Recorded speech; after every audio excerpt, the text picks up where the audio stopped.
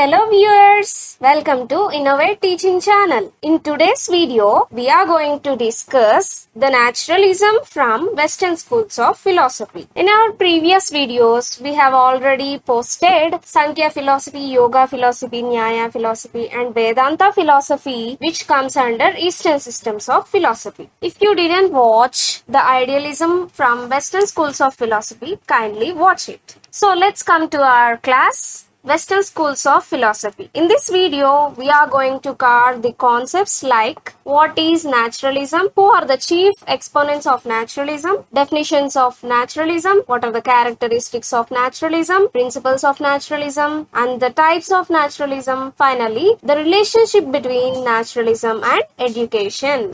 First, let us see what is naturalism. Naturalism is a kind of philosophical concept which is usually considered the opposite to idealism. See, naturalism is completely opposite to idealism. It is sometimes equated with empiricism or materialism. Empiricism is a Greek word which usually means experience. It is usually an idea in which the learning comes from only experience and observation. And naturalism is not easily distinguished from positivism, atheism, determinism and scientism. The naturalism in education was a revolution against the education of mastery of books and harsh discipline. The naturalistic movement overthrew the conception of education and made education child-centered. So, naturalism is completely child-centered. The important slogans raised by naturalists were return to nature, break the chains of society. Who are the chief exponents of naturalism? Aristotle, Jean-Jacques Rousseau, Auguste Comte, Thomas Hobbes, Francis Bacon, Charles Darwin, Jean-Baptiste Lamarck, Herbert Spencer, Epicurus. Now let's discuss what are the definitions involved for naturalism. According to George Howard, naturalism is the exclusion of whatever is spiritual. According to Hawking, naturalism considers nature as the whole of reality. According to James Watts, naturalism separates nature from God.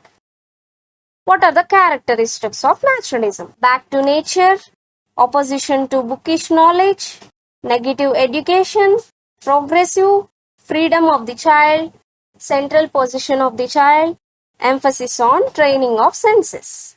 Nature alone is the source of all knowledge. According to naturalism, it is the whole reality. Mind is subordinate to nature. Material world is the real world according to naturalism. There is nothing like supernatural. All values exist in nature. Scientific knowledge is the final knowledge. In the natural order of things, all human beings are equal. Everything that comes to us from nature is good, but it generates in the hands of man. Man creates these societies to meet some of his needs. Now let's move on with principles of naturalism. The universe is a huge machine. Life comes out of dead matter and is the sum total of physical and chemical reactions. Man, because of his own nature, he is the supreme creation of nature. Thoughts depend on physical circumstances. The present life is the real life. Reality is of the external nature only. The ultimate reality is of matter. See, this God, soul, mind, the heaven and the hell, freedom of will, moral values, prayers, and superhuman wonders, all are illusions.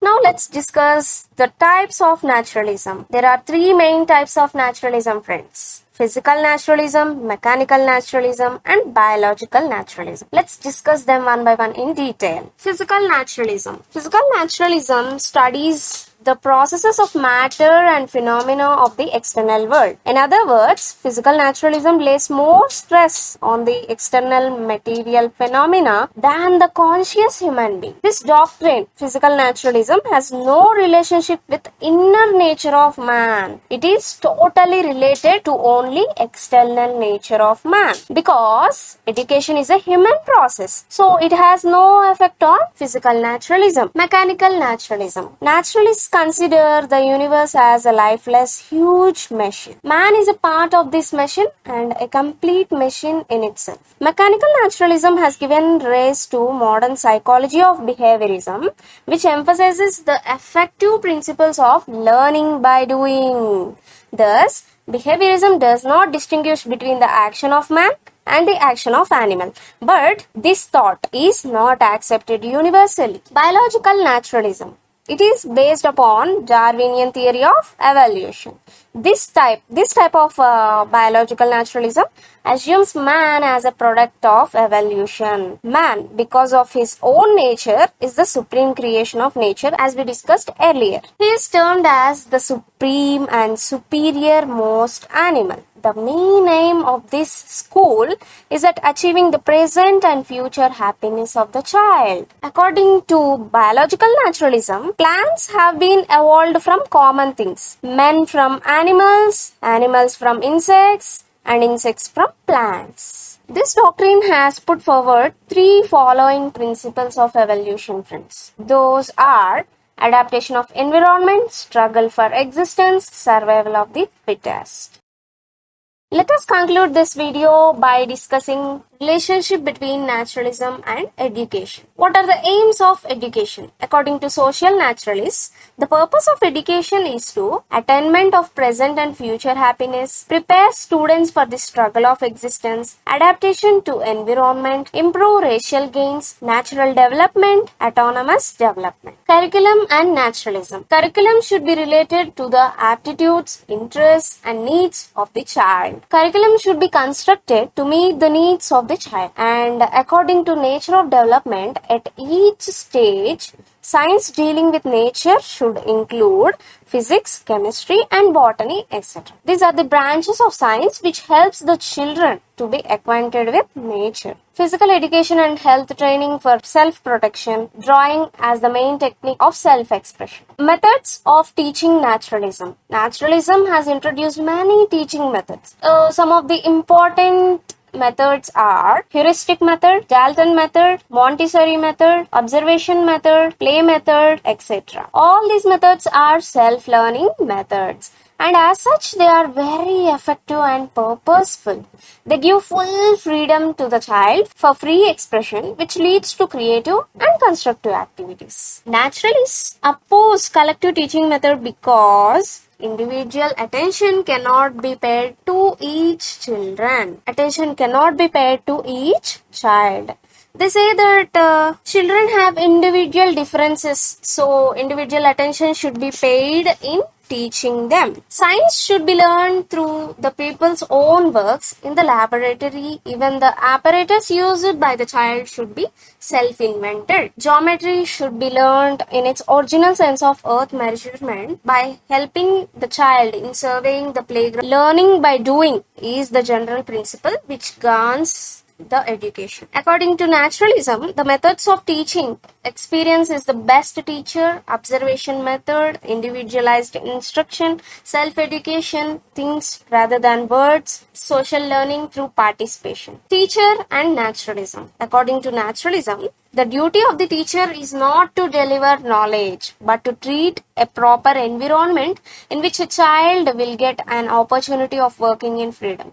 The role of the teacher should be that of an observer and felicitator.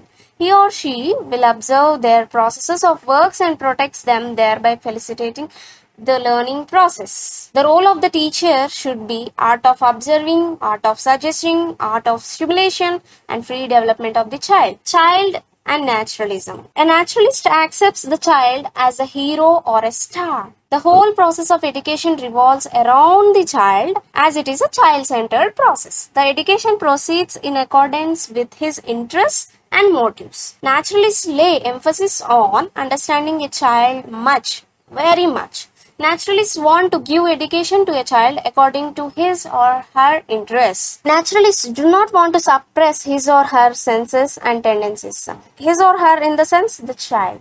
They believe that a child is not born for education, rather than education is provided for his or her development.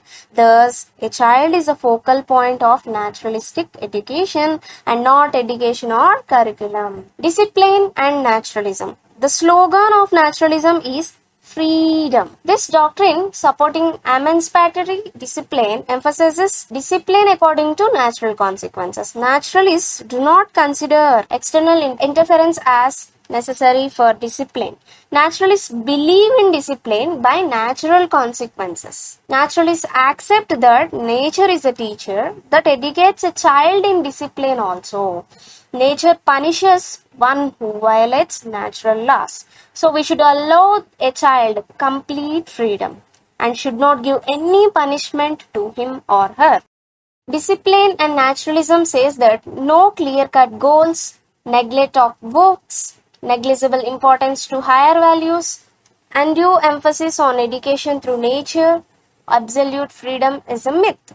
Very little role for the teacher. I'm signing off. Thank you guys. If you like this video, don't forget to like and share. Click the bell icon to get latest notifications. Don't forget to like, share and comment. Thanks for watching. Subscribe for more videos and stay tuned to our Innovate Teaching channel.